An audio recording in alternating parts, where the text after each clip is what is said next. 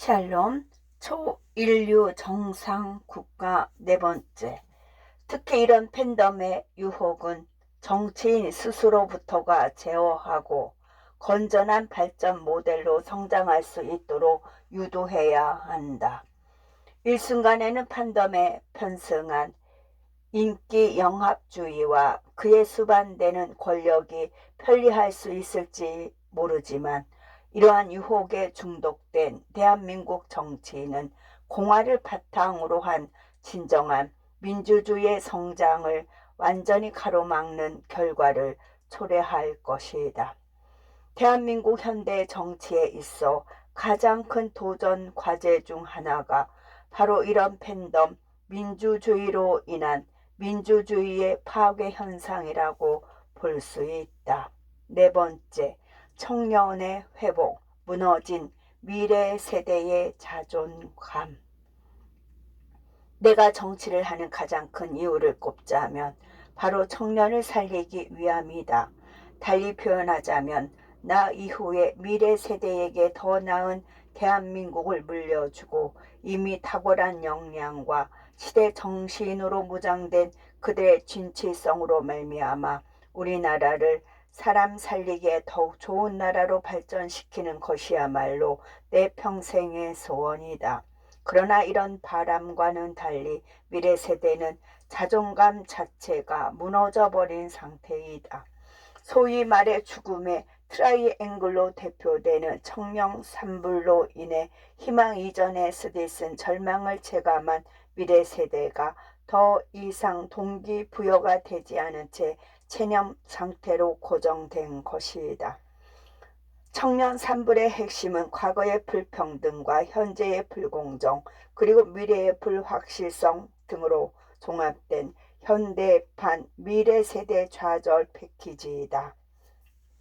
곰곰이 생각해보면 나의 삶과 비교했을 때 지금의 청년들은 말 그대로 흙수저로 태어난 이상 절대로 대한민국의 주류로 들어가기 쉽지 않을 것이란 생각이 들었다. 물론 나 역시 가난했지만 적어도 그때는 기회가 있었다.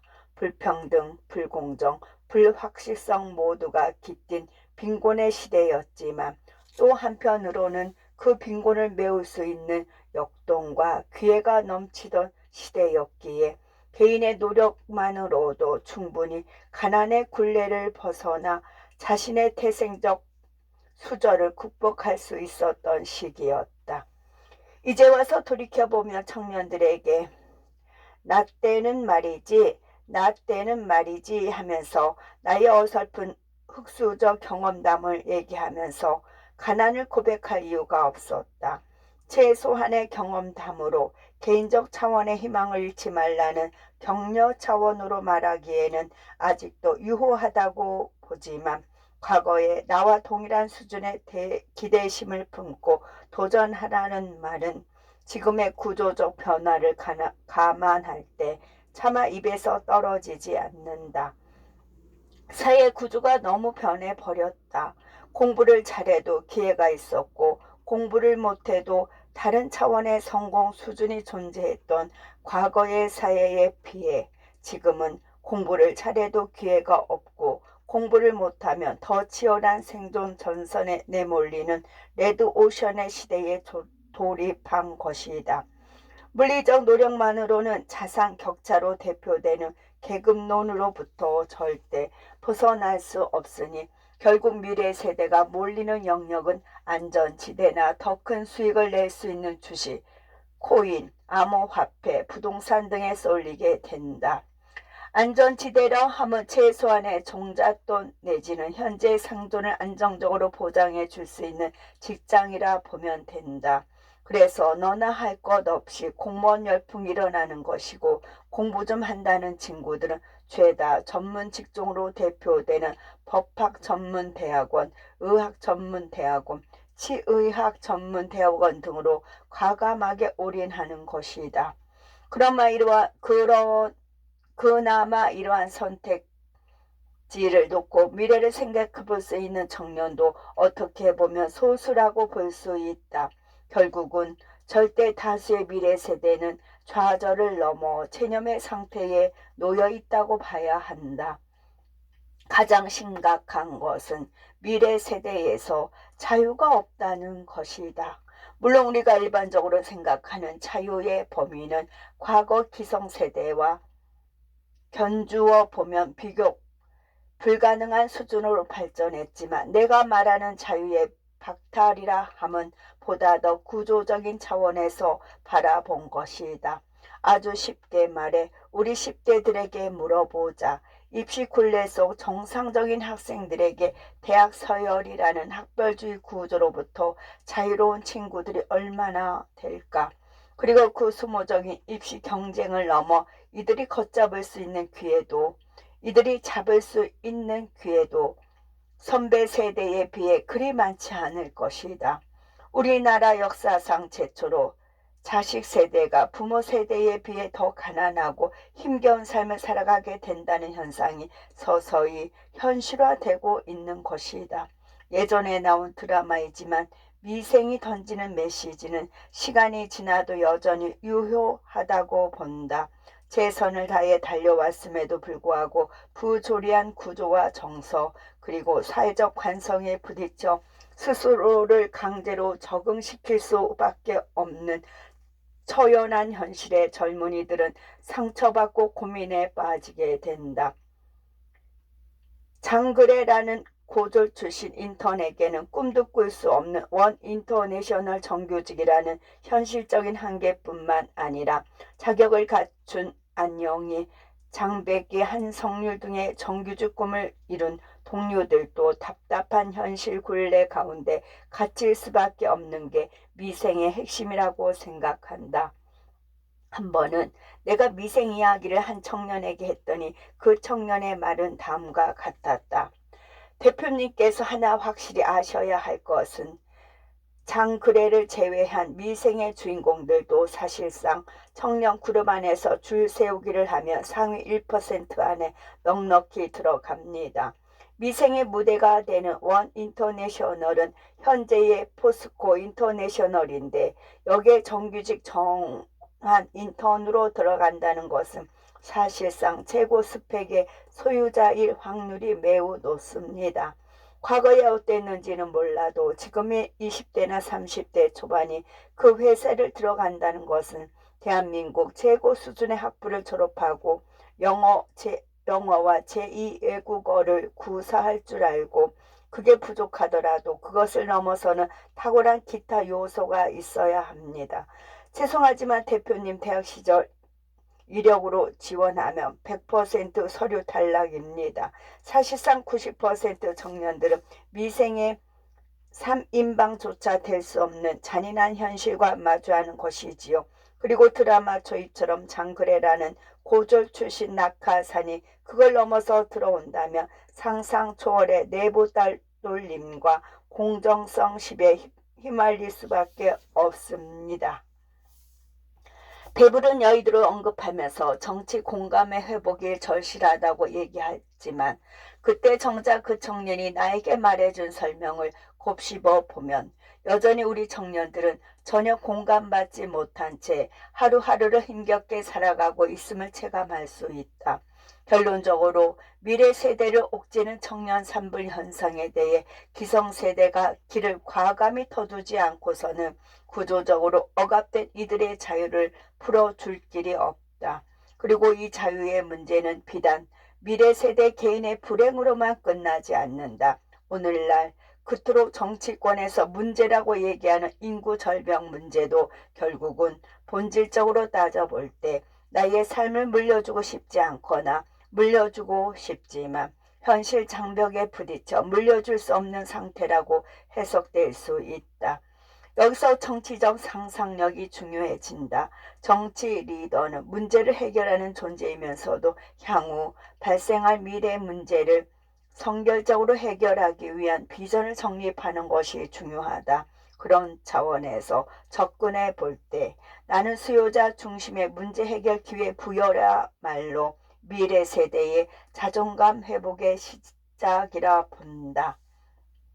잠재성은 클지 몰라도 기성세대와 비교했을 때 청년은 여전히 사회적 약자라고 본다. 특히 장유 유서에 익숙한 대한민국 연령주의 문화를 감안할 때 때가 되지 않으면 기회 자체를 주지 않는 문화는 여전히 큰 숙제로 남아있다. 그래서 청년에게 권력을 주어야 한다. 적어도 자신들의 문제를 스스로 해결할 수 있는 권한과 지원을 기성세대가 먼저 제공해 주어야만 그들이 수요 대상자가 되는 주변 청년들을 위한 문제 해결의 주체 세력으로 새롭게 자리매길 수 있기 때문이다. 그래서 역대 최강의 스펙을 자랑한다는 2030 세대 청년들을 도와 청와대 청년수석 비서관을 새로 세우고 청년청을 신설하여 기획재정부, 고용노동부, 교육부 등에 산재한 청년 지원 및 일자리 업무를 총괄하며 교육부, 중기청, 과학기술정통부, 산업통상자원부 등에 산재한 청년 창업 지원 업무를 모아 그들의 시선으로 전담시키는 것이 중요한 출발점이라고 생각한다. 5번째, 세대 갈등 회복, 꼰대와의 화해. 앞서 언급한 미래 세대의 자존감 문제는 기성세대가 간과했던 세대 갈등 문제와 긴밀히 연결된다. 대한민국은 사실상 세 부류의 각기 다른 성장 배경을 지닌 국민들이 살아가는 곳이다. 지금의 60대 이상으로 대표되는 산업화 세대, 지금의 중년 인구를 이루는 민주화 386 세대, 그리고 오늘날 2030 젊은 인구를 대표하는 MJ, 밀레니엄 Z세대이다. 순차적으로 언급하자면 산업화 세대는 후진국이었던 대한민국을, 민주화 세대는 개발도상국이었던 대한민국을, 그리고 MZ세대는 선진국인 대한민국을 배경으로 자라온 세대이다. 시대적 배경이 달랐기에 삶에 대한 철학과 코드 역시 상이해짐은 어쩌면 너무나 자연스러운 일이다. 그러나 문제는 기득권을 쥐고 있는 기성세대가 자신의 경험과 자산을 내세워 아래 세대에 대한 권위적 훈계로 일관할 경우 미래 세대와의 유의미한 관계를 형성하지 못한 채 스스로 따돌림을 자처하게 된다는 것이다. 이러한 세대 간 불화와 이질성은 정치 영역에서 더욱 도드라지게 나타난다. 대한민국에서 꼰대라는 용어는 젊은 친구들에게 있어 단순한 욕 이상이다. 과거의 관상으로부터 헤어나오지 못한 채 끊임없이 지적과 훈계로 일괄하는 소통 부재의 어른상이 꼰대이고, 젊은 세대는 꼰대 낙인을 찍은 어른과는 과감하게 심리적 거리 두기나 손절을 선언한다. 나는 우리 사회 내 세대 갈등을 잠재적인 국가 위협 요소로 분류한다. 세대 간의 이해와 공감이 바탕되지 않는 국가의 미래는 결국 분열과 반목으로 얼룩진 채 특정 세대에 대한 분노와 혐오를 자아낼 수밖에 없기 때문이다. 일반적으로 존중과 공감에 예민한 젊은 세대일수록 보수로 대표되는 기성세대에 대한 반감과 불신이 뿌리 깊게 형성되어 있다. 프레임에 대한 논의는 차치하더라도 기본적으로는 우리 당과 인물들이 보여주었던 꼰대의 권위주의적 모습들은 분명히 일반 감수성과는 너무나 거리가 멀었고 한마디로 비호감이었다. 우선 나부터가 자유롭지 않다. 어떻게 해서든 젊은 세대와의 눈높이를 맞추고 그들의 입장에 서서 다른 시각으로 문제를 바라보고 생각해야 하는데 생각보다 그걸 습관화하는 것이 쉽지 않았다. 최근에는 정기적으로 젊은 트렌드를 직간접적으로 일러주는 청년들과 교류하면서 미래 세대에 대한 시각과 근원적 불만들에 대한 이해력이 많이 길러졌다. 어쩌면 나의 잣대가 반영된 선의와 노력조차도 젊은이들에게는 자신들의 입장과 생각을 배려해 주지 않는 것으로 인식될 수 있음을 많이 느꼈다. 한 가지 유의미하게 관찰할 것은 젊은 친구들이 생각보다 우리나라 기성세대의 권위주의적 태도와 문화 등으로 인해 상처투성이가 되었다는 것이다. 청년은 그 누구보다 더 어른에게 기대하고 의지하며 미래에 대한 불확실성과 불안정을 물어보면서 나아가고 싶어 하지만 그러기에는 기성세대의 일방주의 소통과 훈계 일색의 태도로 인해 좀처럼 거리를 좁히기 힘들다. 어찌 보면 꼰대들도 생각보다 사랑을 받지 못한 채 그저 어려운 시절 어떻게 해서든 살아남아야 한다는 일념 하나만으로 버틴 원조 존버 세대이다. 오늘날 젊은이들이 바라는 사랑, 공감, 배려, 존중 등은 한편으로는 먹고 살기 힘들었던 기성세대에게는 그저 사치에 불과하다 보니 성공해서도 정서적으로 메마르고 업적만을 내세운 권위주의에 유독 취약한 것이다. 권위와 권위주의는 다르다. 다른 젊은이들도 권위에 대해 무조건 거부하는 것이 아니다. 가끔가다 꼰대라는 단어에 발끈한 기성세대들이 젊은이들에 대한 싸가지 이론을 들고 나오기도 하지만 이 친구들을 예단하는 것은 큰 착각이다. 다시 말하자면 청년들도 권위에 순응할 줄 안다. 그들은 진정성 있게 존중하고 자신들의 문제에 공감해주는 실력 있는 기성 멘토들과 마주할 때 이 친구들은 누구보다 진솔하고 담백하게 자신들의 마음을 열어주는 존재이다. 그러나 문제는 이런 연약한 청년들의 심리를 오히려 역이용하여 오만 가지 들러리 세우기로 남용한 어른들의 형태가 위 세대에 대한 미래 세대의 의구심을 더욱 증폭시켜 버렸다는 것이다. 정치권만 봐도 딱 답이 나온다. 당대표 시절 한 번은 홍대 입구 근처에서 청년들과의 간담회에서 당시 참여한 청년들로부터 정말 따끔한 지적들을 연이어 받았다.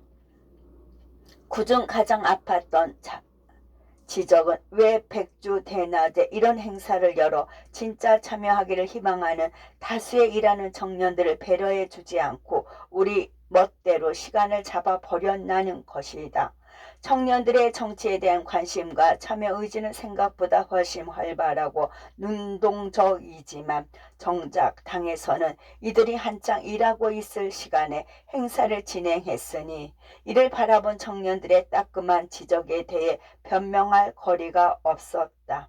이것이 바로 들러리 세우기가 아니고 무엇인가? 결국은 기성세대의 편한 잣대로 본인 타임라인에 맞춰 청년들에게 시간 조정할 것을 강요하니 결국 더 큰 실망감만 불러일으킨 꼴이었다. 세대 갈등 문제의 원인 제공자는 일반적으로 기성세대일 확률이 높다. 적어도 사회 구조적으로 바라봤을 때 돈과 권력을 일방적으로 독점한 기성세대가 미래 세대에게 과감하게 양보해주지 않으면 앞으로의 세대 갈등 문제를 풀어낼 만한 실마리는 크게 돌출해내기가 힘들다. 무엇보다 어른들은 역설적으로 권위주의와 결별하고 젊은 세대로부터 권위를 인정받아야 한다. 미래 세대의 주역이 될 청년들에 대한 기본적인 예의와 겸허함을 갖추고 이들과 더 소통하기 위해 노력해야만 그 진정성을 체감한 젊은 세대를 중심으로 우리 어른들의 권위가 인정받고 존중받게 될 것이기 때문이다. 후진국 시절 정글의 법칙 속에서 맨손으로 대한민국을 일구어낸 산업화 세대들에게 있어서는 이런 태도를 갖추는 것이 생각보다 무척 어려울 수밖에 없다. 하지만 인정할 것은 인정해야 한다. 적어도 의식 있는 산업화 주역의 어른들이라면 제2의 도전 정신으로 우리 미래 세대를 위해 익숙하지 않았던 소통 방식과 태도를 새롭게 정비할 필요가 있다. 나는 장담한다. 우리 자랑스러운 미래 세대들이 선배 세대를 넘어설 역량과 새로운 상상력으로 대한민국을 진정한 초인류 국가로 만들어내 줄 것임을 말이다. 단순히 물질적 풍요로만 대표되는 것이 아니라 정신적 성숙에 기초한 배려와 공감 정신 등이 모두 아우러진 진짜 살만한 나라가 되리라 나는 확신한다. 그러나 그 꿈이 현실화되기 위해서는 우리 젊은이들을 위한 세대 간 갈등 회복이 하루빨리 전제되어야만 한다. 특히 그 회복을 견인하고 완성 지을 수 있는 세대는 다름 아닌 꼰대로 지칭되는 기성세대이다. 꼰대에 의해 미래 세대를 위한 모두의 대한민국을 새롭게 정립할 세대 간의 대화해가 기성세대의 퇴장전에 아름답게 맺어져야 할 것이다. 6번째, 정당의 회복. 어벤져스 정당 혁신. 행정가가 정치인으로 화려하게 데뷔하지만 많은 경우 시행착오를 겪거나 실패하는 이유는 바로 시스템의 차이라고 볼 수 있다. 정확하게 표현하자면 정부 부처에는 탄탄한 인적, 물적 시스템이 받쳐주지만 정당의 경우 그런 시스템 경쟁에서 비교할 수 없을 정도로 뒤처져 있다. 결국 스타 행정가라 할지라도 기존 조직들의 관성에 익숙해져 있는 상태에서 정당이란 정글 속 사파리에 들어섰을 때 철저히 타잔으로 변모하지 않으면 양육강식의 법칙에 의해 금방 도태될 수밖에 없다. 그래서 고민 끝에 생각해낸 것이 어벤져스 정당 혁신이다. 정당 버전과 시스템 혁신 역시 그런 맥락에서 기존의 틀을 넘어서 꾸준히 발전될 필요가 있다. 무엇보다 당내 우수 자원의 재정비가 필요하다고 보는데 첫째 내부 혁신으로는 사무처 직원들이다.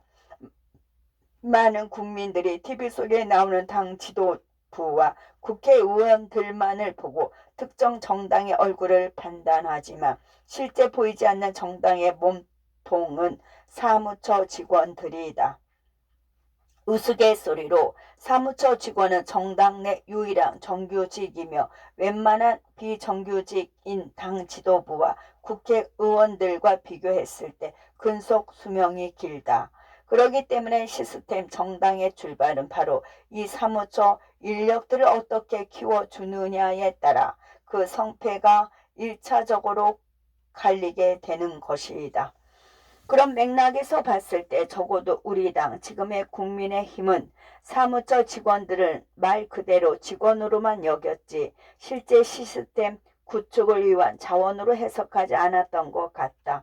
항상 외부에서 우수 인력을 찾고 인재 영업하려 하지만 등잔 밑이 어두운 격으로 생각보다 사무처 내 인사들 중 기본 정무 감각이나 당내 개혁을 짊어질 만한 젊은 우수한 인재들이 많다. 무엇보다 이들은 엄격한 심사 과정을 거쳐 선발되는 공채 인재들이다. 이미 선발 자격을 갖춘 실력 있는 친구들이기에 그만큼 중장기적으로 당내 혁신을 짊어질 만한 기회와 권한을 허용해 줄 필요가 있다. 둘째로는 국회의원들이다. 입법부를 구성하는 개별 헌법기관의 의원들은 사실상 정당의 모든 것을 상징한다. 다만 정당이 시스템적으로 개별 의원들의 이해관계나 역량을 제대로 반영해주지 못하면 의원들 개개인은 결국 각자 도생으로 뿔뿔이 흩어져 활동할 수밖에 없다. 그렇다면 이분들의 개성과 역량을 각기 살릴 방안을 구상해야 하는데 현실적인 대안이 바로 의원 전문화 제도이다. 일전에 법무부 장관 재적 시절 검사전 문화 제도를 추진한 적이 있다. 과거에는 사법시험 합격 이후의 실력만으로도 사건 처리가 원활했지만 사회가 다원화되고 복잡해질수록 다뤄야 할 법률적 사건 역시 기존 법적 지식만으로는 턱없이 모자랄 수밖에 없게 된 것이다. 이에 세 차례에 걸쳐 검사 장급 이상 고위 간부와 경력 3년 미만의 새내기 검사를 제외한 전국의 일선 검사 전원을 대상으로 자신이 희망하는 전문 분야를 지원하게 했는데 희망 전문 분야 조사는 형사, 공안, 특수 등 기존 분류 방식이 아니라 200여 개에 달하는 분야를 제시하고 선택하게 하는 방식으로 진행했다. 이후 검사 전문화 제도는 성공적으로 안착하여 검사 개별 문제 해결 능력뿐만 아니라 검사 조직 역량 자체를 한 단계 업그레이드 시키는 데 성공했다. 이와 비슷한 컨셉으로 국회의원들 역시 당내 의원 개개인들이 가지고 있는 특장점이 다르고 선호하는 개별 의제들이 다양한 만큼 정당이 나서서 개별 의원들의 특화된 역량을 강화해 그분들의 장점을 더욱 부각시켜 줄 수 있도록 돕고 성장하는 모델을 안착시켜야 한다. 전문화 영역을 확실하게 갖춘 의원들은 자신들의 특징을 중심으로 더욱 능동적으로 실력을 발휘할 수 있게 될 것이며 이런 다양한 역량들이 모인 정당의 실력 역시 국민들의 삶을 더 나은 방향으로 도울 수 있는 시스템 정당으로서의 모습을 확실하게 갖출 수 있다고 생각한다. 무엇보다 정치적 비판 못지않게 대안과 근거를 제시할 것을 요구하는 국민적 목소리가 날로 커지고 있다. 특히 야당일수록 투쟁하는 데 있어 국민 설득에 필수적인 비전과 스토리로 무장되어야만 여당과 청와대의 부족한 점을 넘어서 국민들로부터 인정받을 수 있을 것이다. 셋째로는 원외 당협위원장 및 광역기초의원인데 이분들은 사실상 정당을 대표하는 지역의 총책임자이자 지역별 현황을 관리하는 중요한 인재들이다.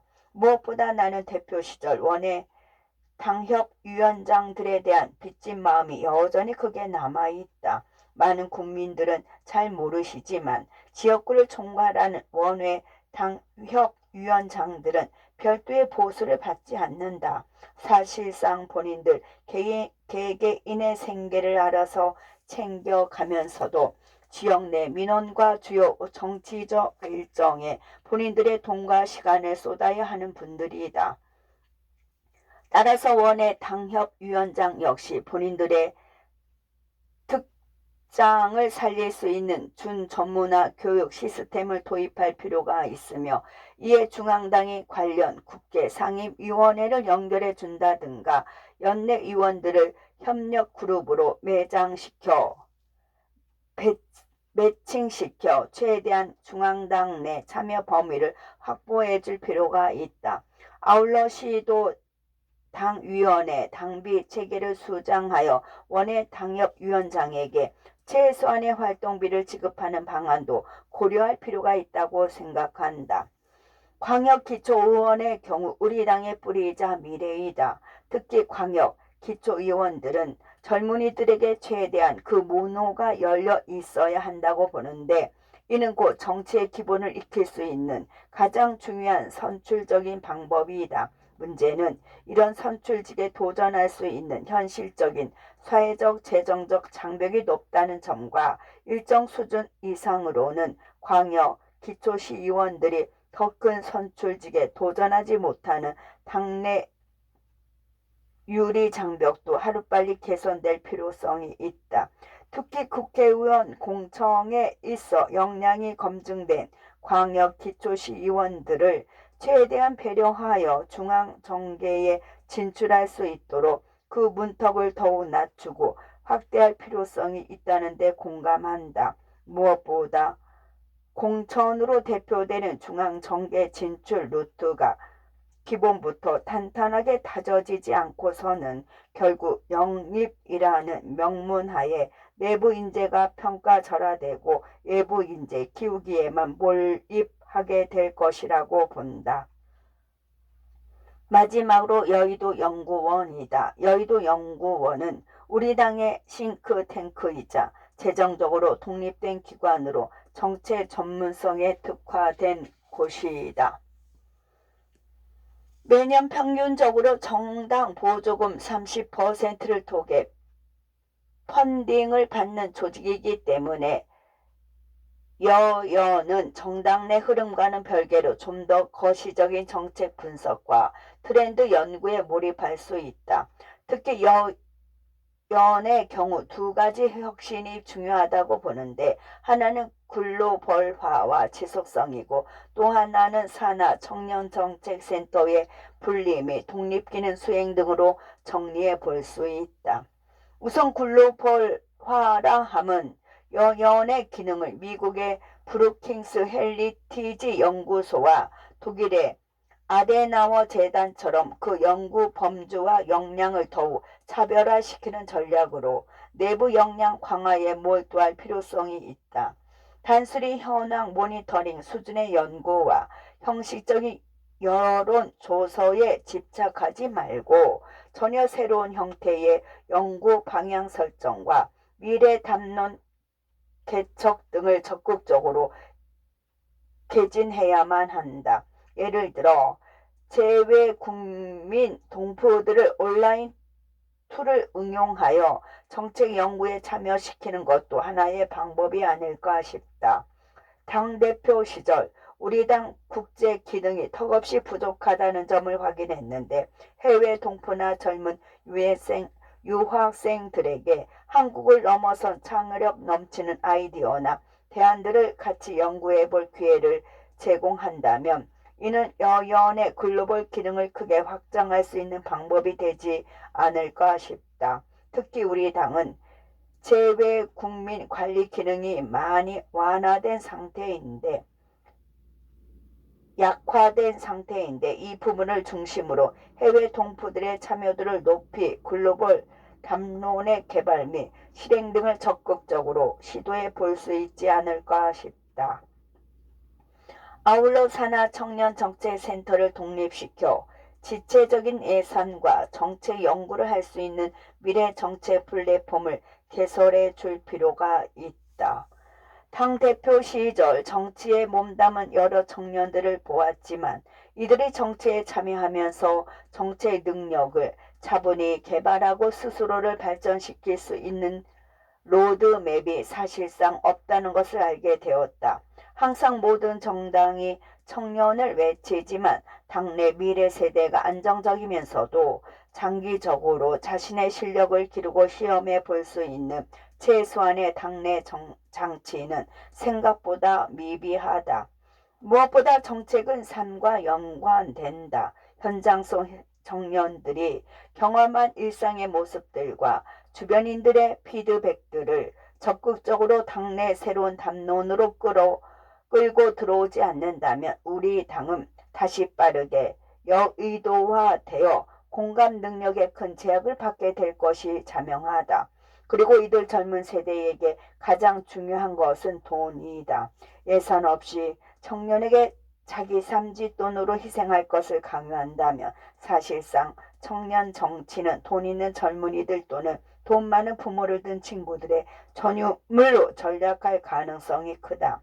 적극적으로 미래 세대를 지원하여 역량 있는 친구들이 정치적 부담을 넘어 보상까지 받아가면서 스스로 정치에 발을 들이고 참여할 수 있는 기회들을 제공해 주어야만 청년 정치의 시작이 바로 설 수 있으리라고 생각한다. 이야기가 길어졌지만 결국은 이 모든 것들이 내가 구상했던 어벤져스 정당 혁신으로 수렴된다.